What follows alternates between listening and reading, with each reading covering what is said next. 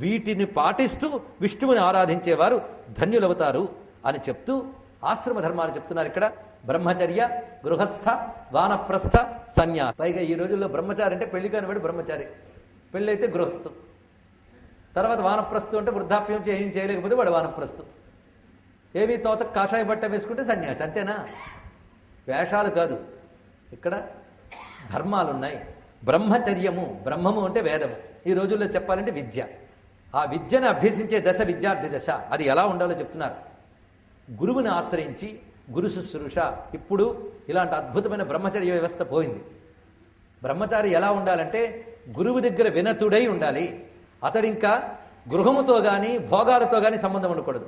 బ్రహ్మచారి అద్దం చూసుకోకూడదు. అందుకే ఈ రోజుల్లో పెళ్లిళ్ళలో స్నాతకంలో అద్దం చూపించడం, గొడుగు పెట్టడం చెప్తారు. చేసేస్తున్నారు కానీ ఎందుకు చేస్తారు? అప్పటి వరకు అద్దం చూసుకోవడం కనుక అప్పుడు చూపిస్తారు వారికి.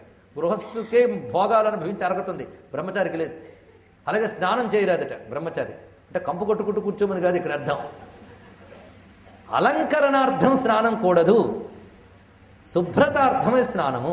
అంతేగాని ఏ సెంటు పూసుకోవాలి, ఏ పెర్ఫ్యూమ్ వేసుకోవాలి, ఎలాంటి క్రాఫ్లు పెట్టుకోవాలి, ఎలాంటి డ్రెస్సులు వేసుకోవాలి, ఇవి విద్యార్థి దశలో కూడదు అంటుంది భారతీయ ధర్మశాస్త్రములు. ఇప్పుడు అవే కనిపిస్తున్నాయి, తద్విరుద్ధములే.